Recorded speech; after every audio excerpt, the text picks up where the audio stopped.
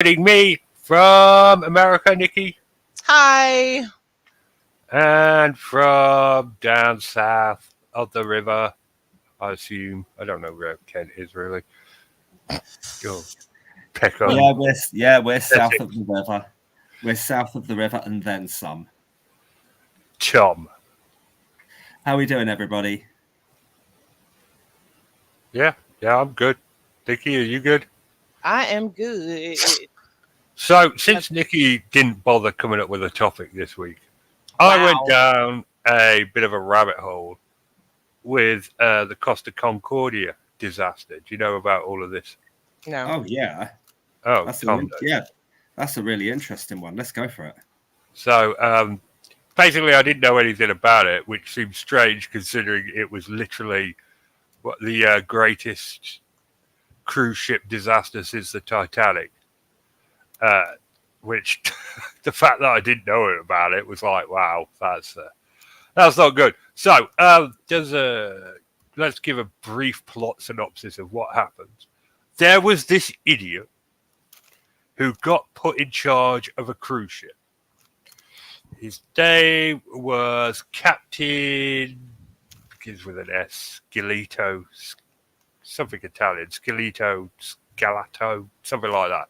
Anyway, he was a moron, like a proper moron's moron. But apparently he knew people or was connected or something. He ended up in charge of a cruise ship. And because this cruise ship was ran by a corporation, they got cheap. They got cheap with the bridge crew specifically. The navigation officer couldn't speak English or Italian. He could only really speak Spanish, which is what you want for a navigation. Yeah, you don't need to know what they're saying. No, you don't. No, you don't. No. And the rest of the bridge crew had gotten really complacent about procedure. So we have this cruise ship. It's cost $570 million to make. That's $570 million. That's more money than I'll ever see in my entire life. That's more money than me, Tom, and Nikki will see conjoined in our entire life. Exactly. For this luxurious cruise ship. So you got a cruise ship. What do you want to do with a cruise ship? Well, obviously the first thing you want to do with a cruise ship is sail it as close to an island as possible to do a sail by salute, which is where you drive past an island and honk your horn really loudly, to say, hey, look, I've got a big cruise ship. So already you can see this is a stupid idea. It was also not part of the course they'd navigated with the cruise line. But whatever, we'll skip past that. So he rings up the old captain of the ship and says, listen, mate, what's the closest we can sail by to this island? And the guy gives him a suitable distance. This captain, this moron captain, decides that he's going to sail even closer. And not only is he going to sail even closer, he's going to bring the ship up to 16 knots, which is really stupidly fast for a ship of that size, that close to rocks and an island. So they go to sail past the island. He's called out his instructions. The navigation officer has misheard him. He's been corrected, and then he's turned the ship. But because of those vital few seconds where there was a course correction that the navigation officer didn't understand, they're now even closer than they should be. So they were already stupidly close, and they're even stupidly closer now, if that's even a thing. Like they've stupid squared. It's stupidception. They've gone full stupid. So they're really close to the island. They're closer than they should be. They're going faster than they should be. And the captain notices white horses breaking dead ahead, which means shallow water and rocks. They couldn't actually see the rocks. The rocks were underwater, but he could see the impression the water was making. You know how water gets when there's something under the surface. Mm-hmm. So he's like, oh, crap. So he comes up with this plan. he's going to, sort of zigzag the ship so it sort of goes around the rocks. It would have worked. To be fair, everybody, all the experts that have looked at what his plan was, they all say it would have worked had it not been, again, for the fact that the navigation officer didn't speak the language that was being shouted out to him.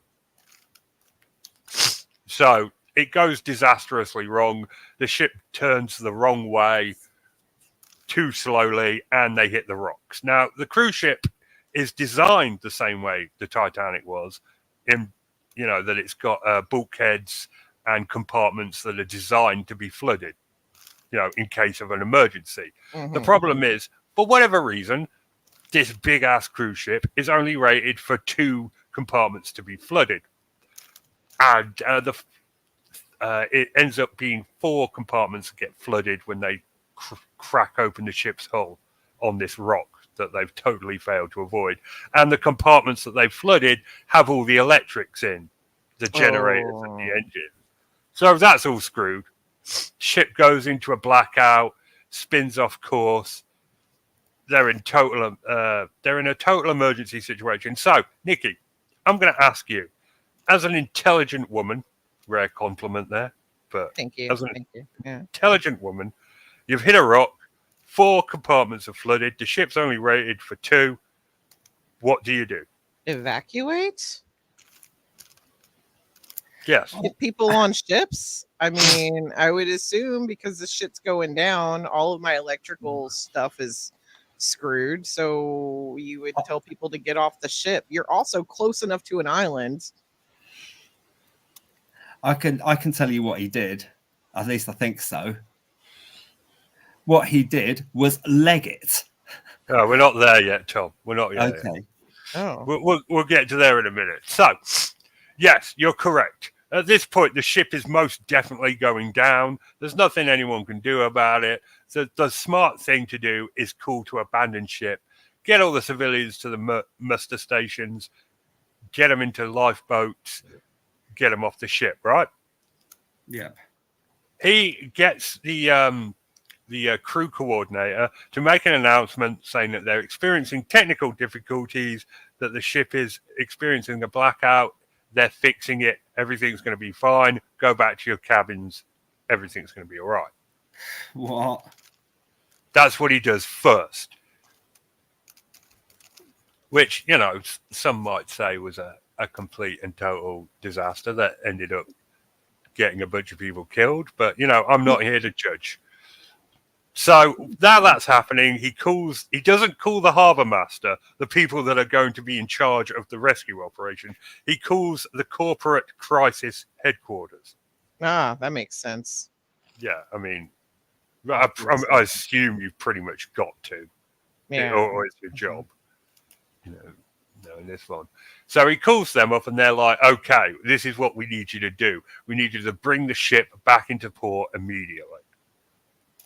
Since this phone call is only partially recorded, and we only really hear the bit where the crisis team tells them to bring the ship back into port, we can only assume the captain did not tell them that the ship was completely and utterly adrift, and they had no control over anything because the electrics were all shafted. Mm-hmm.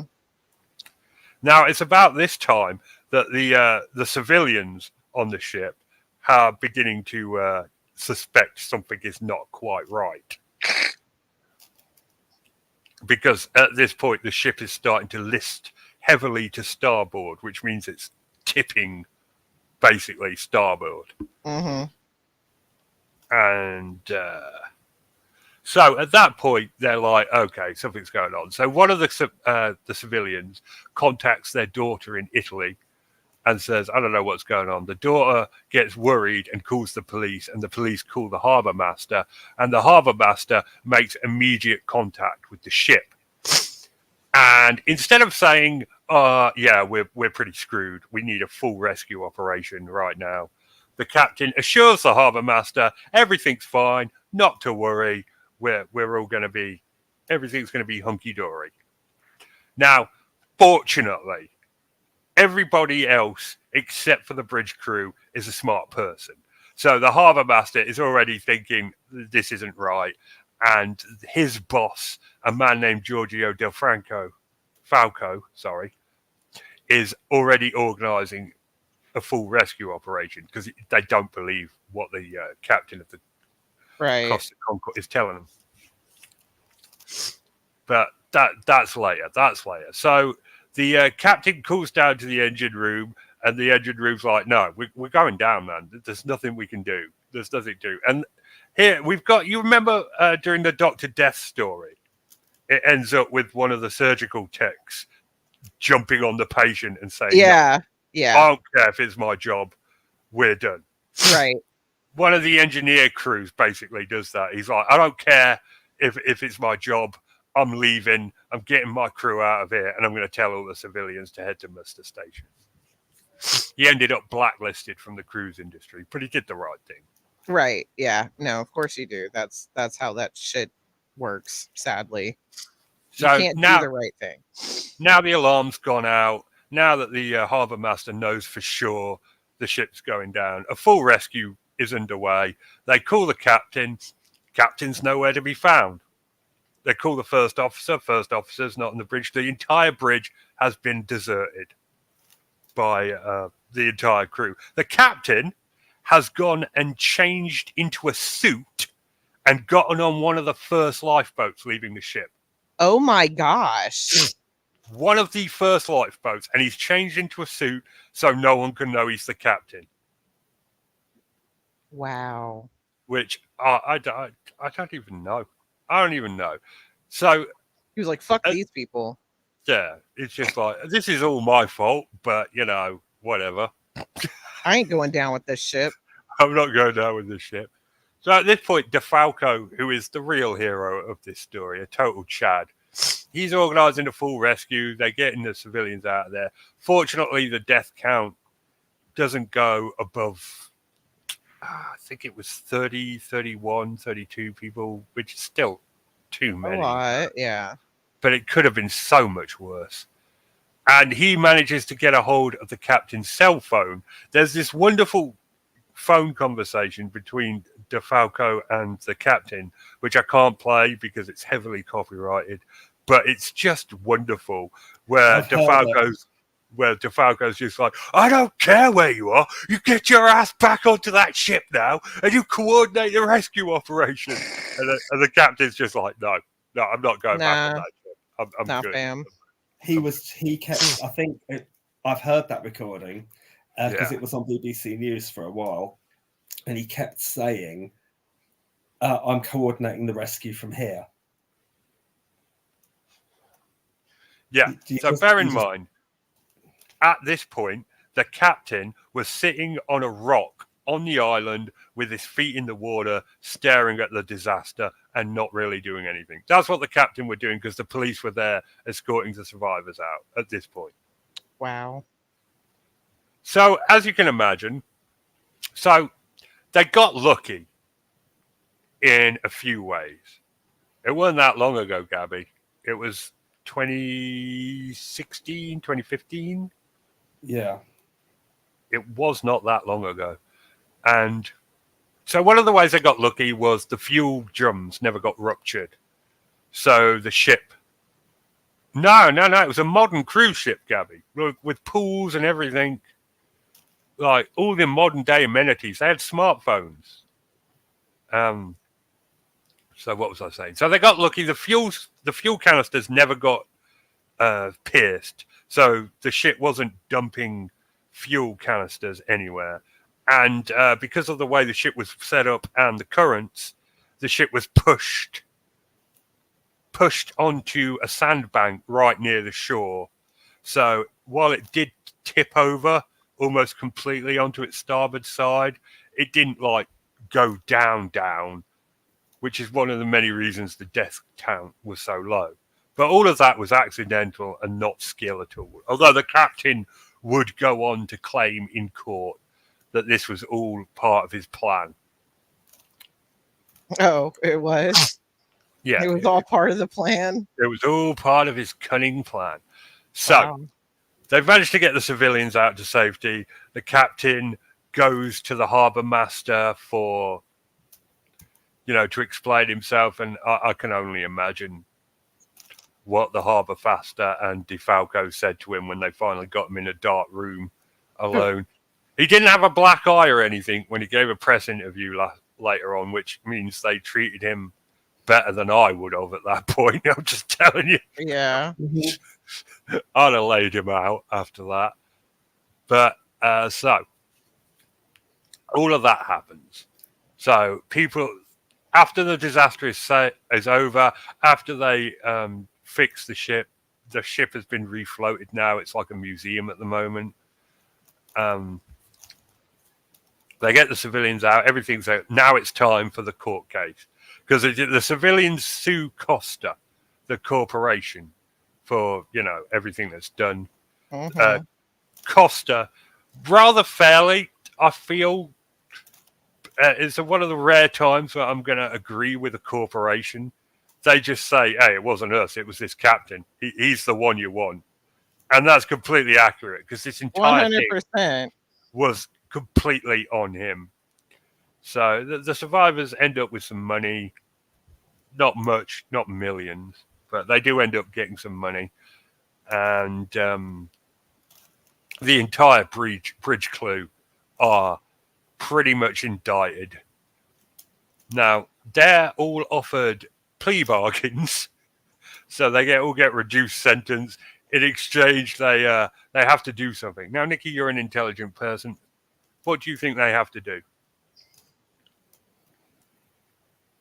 I don't know. They have to testify against the captain.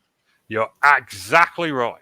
They are all given a plea bargain in exchange for their testimony against the captain, who is not only been thrown under the bus by the corporation, but the press are rinsing him, and he's basically under the ship. It's not under a bus, it's under the ship. Yeah. And considering the entire event is literally his fault, no one else's, his and only his, rightly so, in this petty and ill-informed man's opinion. So, but when all is said and done, this dude gets branded as Captain Coward by the press. I love that. That was actually the name of the YouTube video that introduced me to him, was The Ballad of Captain Coward. And I was like, all right, I'm involved already, emotionally. Give me this tale. Let me make fun of him. It sounds like something you'd see on infographics. Yeah, no. It's just like full of little cool YouTube rabbit holes to go down. But yes, in the end, 17 years is what he got. Wow. Yeah. That's it? That's 30 it. people died? 30 people died. He got 17 years. They couldn't really charge him with murder or manslaughter. They could only charge him with reckless endangerment, dereliction of duty, abandoning ship, all the... Because it was get him for manslaughter? It was all naval. It fell under some weird law that it was a Navy operation, so it fell under naval law. So weird. Yeah, but they got him 17 years, and everyone realizes what an idiot he is.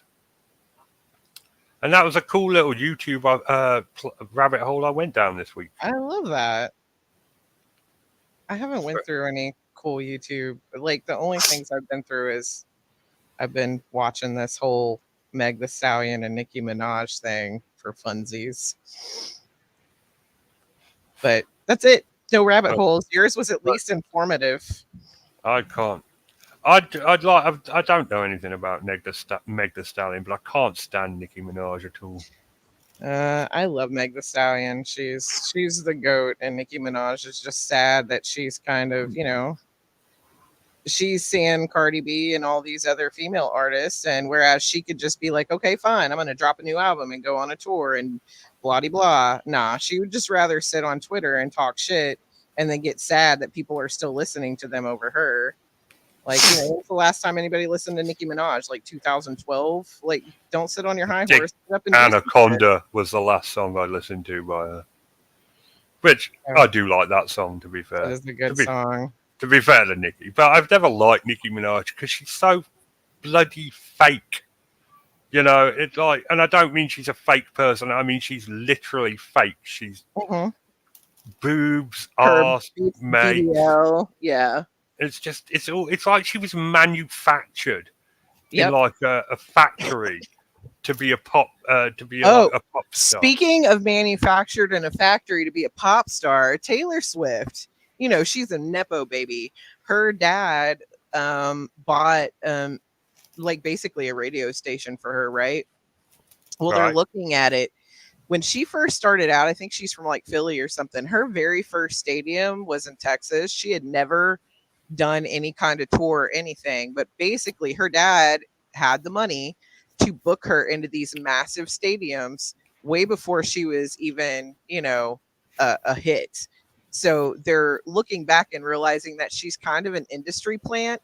You know, she didn't get there the good old fashioned way. Her dad bought a radio station, played her music, did the things, bought all the good stadiums for her to do her tours at. Like, she didn't have to work for any of it.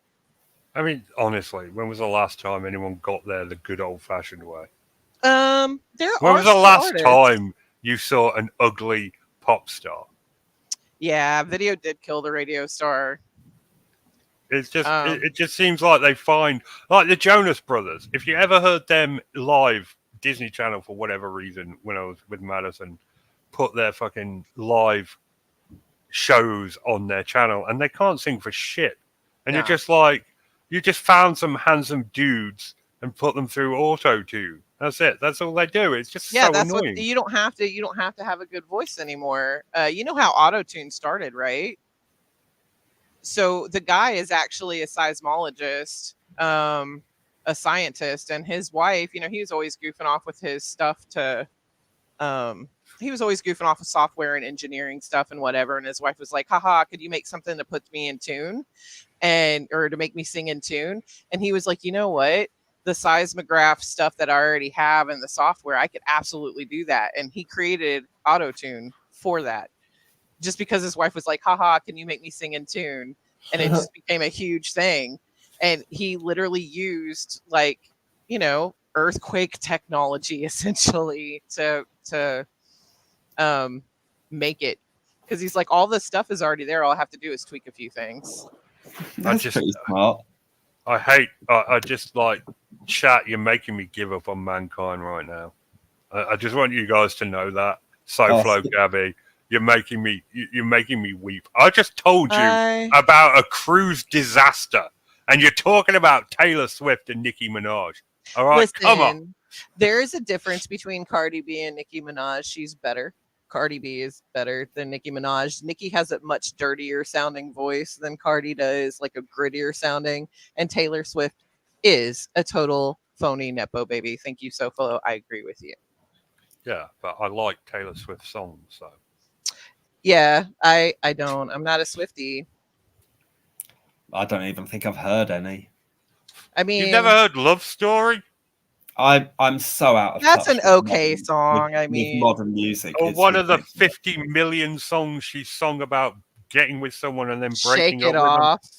with them. I've barely heard of her. I pay so little interest to popular culture. I wouldn't even. I barely heard the name. She does have some bangers, but I don't respect her to, you know, just she's she probably wouldn't be as big as she was if she didn't have what she had. So I don't have any sort of respect for her. It's like, to me, I feel like Beyonce can charge $1,200, $1,300 plus for a ticket because she's freaking Beyonce, but Taylor Swift is not at that level. Yeah, Beyonce got there the hard way. She did. She absolutely freaking did. I mean, she's had her ass handed to her for her whole life. Oh man, even I'm talking about. I'll tell you what annoys me is like the bands that come from like American Idol or The Voice, pretending that they're actually bands. That okay. First of all, The Voice, none of their people make it to the radio. The Voice is made by TV producers, and all they know is television. None of those people are really. I mean, the people that have had any kind of success they're not making stuff that hits the radio. It's just because we like them and we go check them out. American Idol, however, I don't know, because I Carrie Underwood's freaking amazing. There's a plenty of good American Idol people that are genuinely good singers. Okay. J Hud. You don't like know Jennifer that. Hudson? Don't know who that is. Didn't she? Oh wow. Okay. God, the one person who won one of those shows over here that I really, really liked and really thought had genuine talent didn't make it. That was Alexandra Burke. I thought her voice was extremely powerful. Some of her music actually made me cry.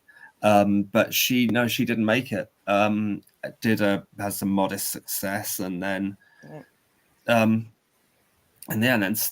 just stopped. There's a very young girl named Way who has an incredibly deep alto. It's like creepy, but when she talks like this. It's the cutest thing, but she should have made it. She's been on American Idol and The Voice and has made it in neither. And I'm just like, how? Who's voting? Do you not like her because she's a little chubby? Because her voice is like, how chubby? On brand. She's not. She's not much bigger than me, if she's even bigger than me. She might be a little bigger than me. All right, maybe I'll give her a look. See then.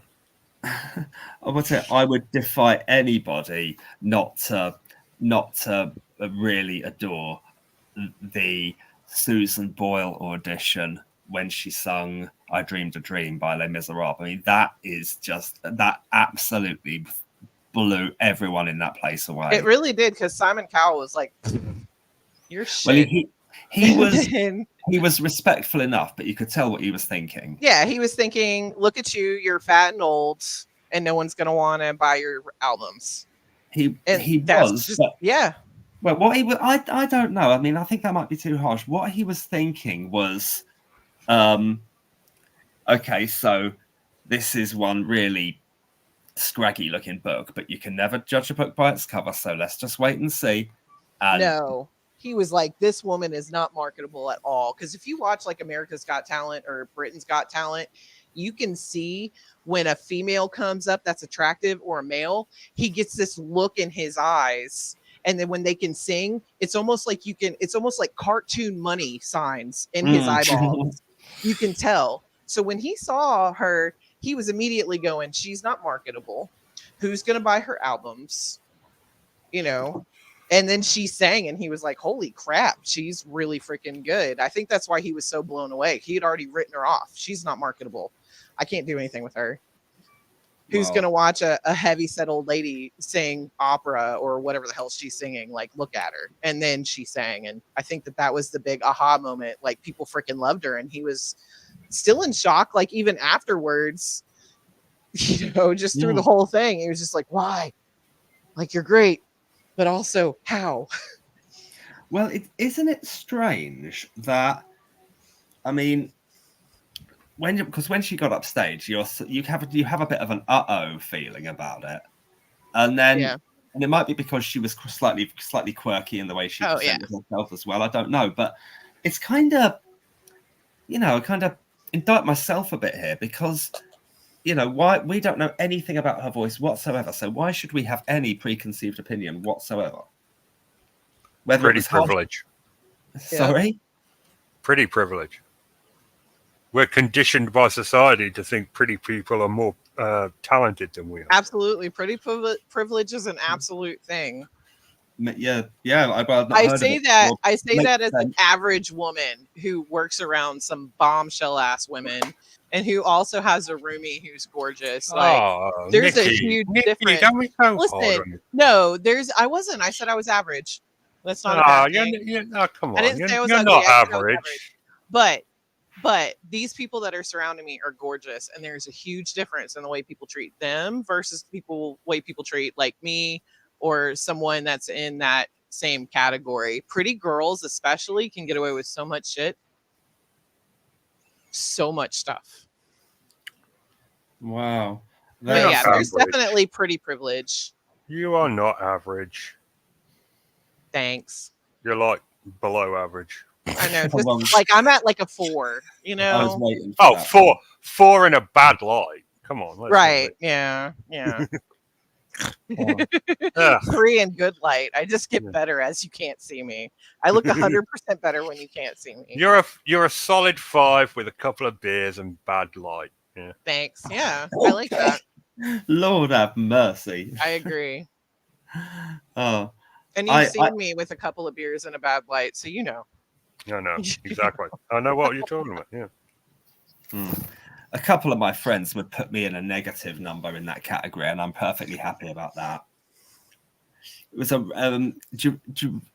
you may or may not remember the name Diane Kelly from the Ask Anything days, Nikki, but she is someone who I'm still very much in touch with, and there was often a running joke in our group about how fantastically unattractive I am, and I was game with that. That was fun. You know what though? You really remind me of Charles Boyle. No. No, he reminds me a bit of Hugh Laurie a little bit in your face. You remind me a little bit of Hugh Laurie, and that's not a bad thing. Yeah, I'll take that. Yeah. I don't think Hugh Laurie's a bad looking dude. No, Well, Hugh Laurie's not nice. as well spoken as he would be. Nah, Hugh Laurie. Oh man, him and Stephen Fry together, and especially like if they're just talking, like if they're just having a conversation, it's not in comedy or whatever. I could listen to those two talk to each other all day long. I get such a girly boner from Stephen Fry, though. I'm not even gonna lie. A girly boner. I do. Stephen Fry gives me a girly boner right in my brain parts. He's gay. I don't care. I think he's too woke for me. I got no time for woke culture. No, I appreciate him so much. I watched like a 3-hour thing about them addressing like the diocese of the Catholic Church, and it was like a debate between the diocese and like a few people. Stephen Fry and who is that really well-known atheist that's always doing debates? Shit. Anyway. Is so good. Stephen Fry is so well spoken, and I get that you say he's woke culture or whatever, but I've never heard him say something I just don't agree with. He's incredibly well spoken. He's incredibly intelligent. I freaking adore him.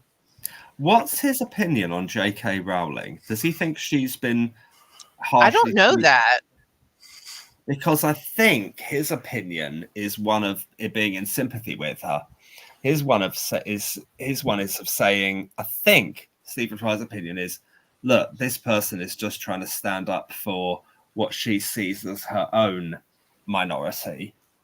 And the way she's being slammed, cancelled, blacklisted, games. Yes, and everybody's still, you know what? I went on a little questioning tour of my trans friends before I even bought Hogwarts. Not a damn person gave a crap because like one of my friends who I spend the most time with, Autumn, I flat out asked her, I was like, is it going to bother you if you see me on Steam playing Hogwarts? And she goes, no, I'm going to play it when I get the money to get the game. Like, just go enjoy your life. I think that a lot of the people that, yes, people get upset at J.K. Rowling. The trans community is upset at her for being a TERF, whatever. Most of them are still consuming her products. So. Oh, I forgot about TERF. Oh, that was my go-to insult when I found out about it. I called everyone a TERF. I love TERF. How can you be against woke culture but still feel comfortable calling people TERFs when that came from woke culture? Because he doesn't mean it. Because I say it about men as well. I'm using it. Well, you can.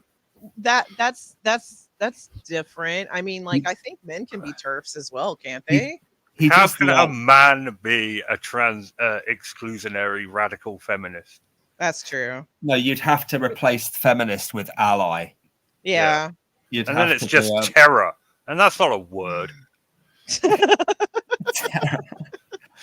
I was still trying to work out what the new word would be. Well, I mean, but you say that, but men can absolutely be radical feminists as well. Well, only neckbeards can be radical feminists, and they're only pretending to be radical feminists to get into women's pants. What about vegan hipster douches? Can they be radical feminists? I mean, absolutely. Yeah, that's like their jam, isn't it? No, you've reminded me of an episode of It's Always Sunny in Always Sunny. Philadelphia, Oh God, where yeah. the guy tries to.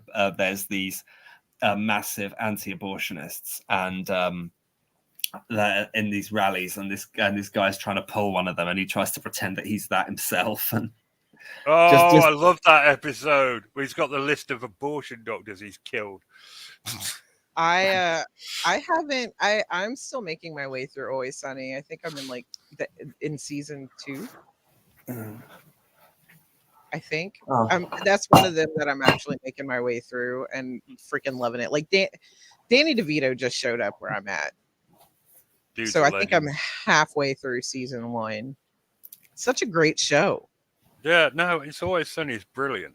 I've never understood why How I Met Your Mother gets more press than It's Always Sunny. And I'm sorry, but How I Met Your Mother is not funny. No, it's not good. I didn't appreciate it as much. Not my thing. What It's Always Sunny in Philadelphia gets away with being so politically incorrect because it mocks the characters who are. They're all terrible. Every single sitcom, the main characters are absolutely terrible people. Mm-hmm. That's how it works. Like Friends, they're all awful, and Seinfeld, they're just like sociopaths. And... okay. You want Did we say we were all going to watch Saltburn? Because you want a film full of terrible people. There's one. True. I haven't seen it. Nikki, have you? Yeah, I saw it. Remember, we were talking about some of the scenes. Yeah. Like the drain. Yeah. Yeah. And the period thing. Yeah, charming, isn't it? That's so beautiful. It just lost. It just lost. You're right. It went off the rails. Yeah, politically, you were talking about them being politically incorrect and they get away with it because they're mocking. I have shown many BIPOC people Blazing Saddles for the first time, and not a single damn one has been offended by that movie because they're incredibly non-politically correct. But all of the jokes fall on the white people. They can say the N-word and be as racist as they want to, but every single joke that's landed is that white people are stupid. And that's why you can get away with it. Because it's like, these guys are ignorant as crap. The only smart person in this show is Gene Wilder and the mayor or the sheriff. Yeah. But it's interesting how culture, like certain things can get away with it. Like Dave Chappelle gets in trouble, but he keeps getting specials. But Dave Chappelle's brand is to make fun of everybody. He just needs to find somebody else besides trans people to make fun of. Well, and then South Park makes fun of everybody. Yeah, but South Park makes fun of everybody. That's what I'm saying. Like Dave Chappelle does too, and that's why he's still able to do that. It's Always Sunny. All of the things that I've watched so far are like, damn, you guys really touched that. Okay, like the very first episode was about racism. I mean, if you're talking about South Park, that Into the Pandaverse thing we watched, that was really, really great. That was claimed by both the right and the left. Yeah. Which is probably how, it was just like, they're making fun of both of you. Yeah. I mean, but they make fun of everybody. And I think that that's why they appeal to the right and the left. You have the alt-right who are like, freedom of speech, I'm going to make fun of blah, blah, blah. And then you have the left that's like, they're making fun of the people and the blah, blah, blah. Like, we just accept it as it is. Yeah. And I think it's because they're consistent. They're consistently horrible. Because and it's funny. Right. The people that appreciate it realize where it's coming from. I mean, these guys made like the most sacrilegious freaking musical in the world. The Book of Mormon. There's an entire song called F God. And people spend hundreds of dollars to see the show every day, every year. It's because, well, you can get away with making fun of Mormons. You can't get away with making fun of Scientologists. That's. But South Park has done it. Well, they got in trouble for those episodes. Tell you something, a comedy. I can tell you that a comedy. Hello. Did they finally get in trouble? They got in trouble for Did they finally? They got in trouble for the Scientology episodes. Yeah. They get sued for it or something. They got. This was before cancel culture, but there was a lot of backlash for the Scientology episodes. Oh, who cares? Oh. Scientology Yeah. sucks. Well, Scientology is bullshit.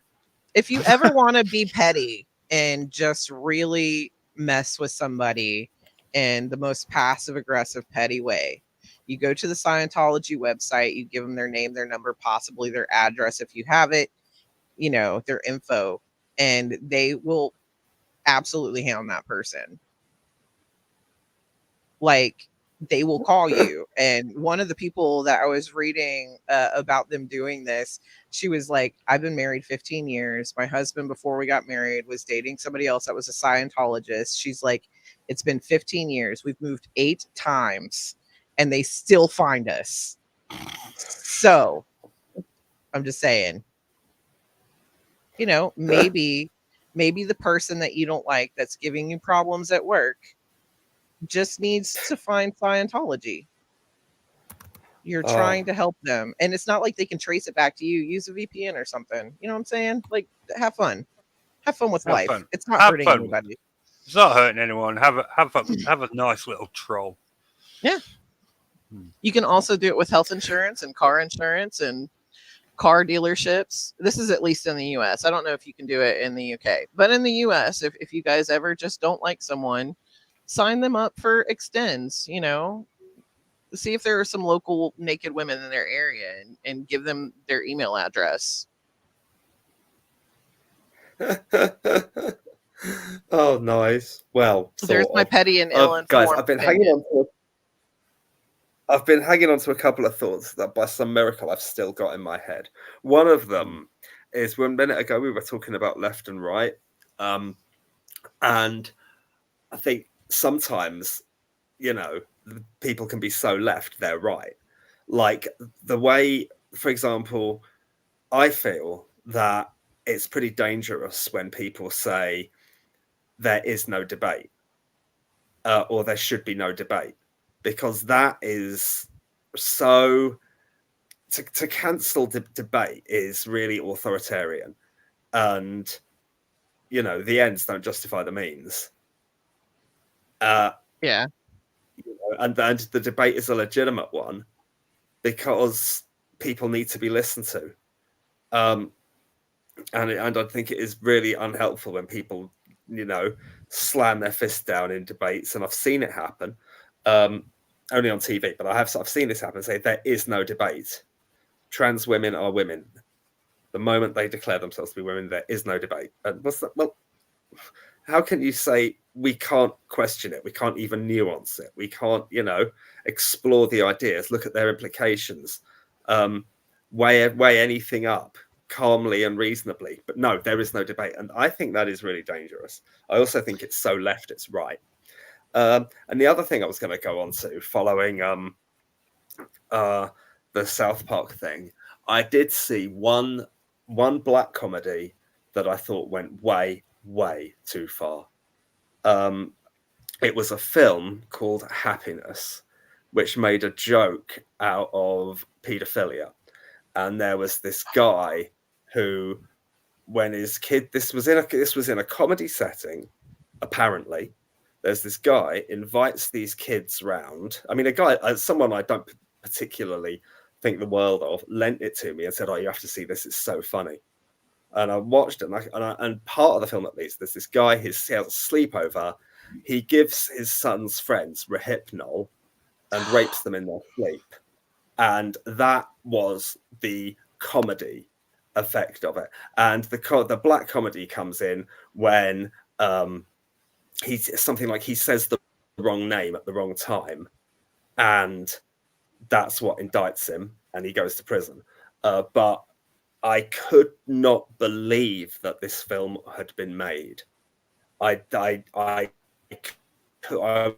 was absolutely staggered that, you know, it was made in the 90s, I think. And if you go to Wikipedia, look up the film Happiness with a question mark and read the synopsis, you'll read exactly what I've just described. But what I also couldn't believe was when I went to the reviews on Rotten Tomatoes. It has a really high score on Rotten Tomatoes. I mean, you would never get away with this now. Never in a billion years would you get away with this now. But even at the time, I could not believe how many you know, how many reviewers thought it was funny or not funny. And I had to do some scrolling before I found someone who agreed with me, who said, how the fuck has this film ever even been made? What is wrong with us? And yeah, that for me was absolutely, I mean, I was stunned that it happened. I mean, I was more stunned than when I heard Michelle Moan's interview. I think we might have talked about that in the last couple of weeks. I don't think I've been as in disbelief over something I've seen on a screen, apart from sort of, you know, war settings and, you know, children dying and things like that. But yeah, the fact that this film was made, I just could not believe. Yeah. Neither of you have any of you heard of or seen that film? No, I'm not gonna watch it. That's fucking crazy. No, I've never heard of it. It doesn't sound good at all. It would probably trigger the hell out of me, to be honest. I say that, but I watched the Serbian film, and at the end, I was like, meh. Like, that seems like the only plausible conclusion to the way this movie is. Serbian film has been. That's your takeaway to the ending of that film. That's the end of that film. I was like, well, that makes sense. Like, I knew as soon as I saw two people underneath the blanket and he couldn't see their face, I was like, he's about to rape his own son, or it was a son, right? Yeah. I was like, he's gonna sodomize his child, whatever. And sure enough, and I was like, yeah, I already knew, whatever. Because you were like, Nikki, don't watch it, and I just saw it, and I was like, that's dumb as hell. Like, but also that's it. It's dumb as hell. Yeah, it didn't affect me, because to be honest, I didn't give a shit about any of, like, that whole movie was just trash. People are like, oh, it's so edgy. Oh, it's no, dude. The most edgy part has been literally banned from almost, like, you have to go find it to get the part that doesn't have the. I found the unbanned version. It's 3 minutes. That should have been banned. Absolutely. What's that? The Serbian film. Yeah. Yeah. Have you seen it? No, and I never will. No interest. Yeah, there's no reason to, but there's a very, you were talking about happiness and what that was kind of based around. Imagine it a newborn and them wanting to make newborn films. Oh, and nice. Yeah, it was, and they banned that from, you can't get that version of it. You don't really see anything, but the implication is there, and it's jacked up. Everything else is just par for course. He just screws and kills people. The end. Like, it's really at the end of the movie, he's already made so many horrible decision after horrible decision. I was like, yeah, well, he kind of, the kid didn't deserve it, but that's just the way it was going. You're an idiot, and I don't care. After like a grueling, what is it, hour and a half, 2 hours, I was just like, I don't care. I give no shits. But I wanted to be able to say I had seen it. So that's why I've also seen 100 Days in Sodom, which is not a great movie. It's okay. It's kind of jacked up, though. It has a very... Remember I made you watch Gray Zone? That kind of disjointed feeling of Gray Zone? You didn't make me watch it. You suggested it, and I did watch it. Yeah, you did watch it. The ending is just so despondent. Yeah, just imagine that through an entire movie. Just despondent. Just despondentness. Yeah, it's just very disjointed and meh. That's terrible. Oh, this has been a fun show. We've gone from the Concordia disaster to pop stars to political correctness. Don't know how that happened. To appallingly bad taste films. Bad taste films. I think. What a wild ride. One thing I do know about a Serbian film is there was some talk of it being a film that is trying to make a statement about its country for some kind, but yeah, I think that probably gives it too much credit. It's just, well, it's like it's the cannibal. It's just It's awfulness for the sake of being awful. Yeah. it's the Cannibal Corpse of music. No, of film. Cannibal Corpse being a death metal band who I know who Cannibal Corpse is. they just, I mean, some of their music's probably okay, but their song titles were just deliberately and intentionally the most Vile. singularly revolting, vile, appalling things you could possibly think of. I mean, I Yep. wouldn't even repeat a lot of them on the show, but they are just like, you know, but let's think of a few. Force-fed broken glass, butchered at birth, hammer smashed face.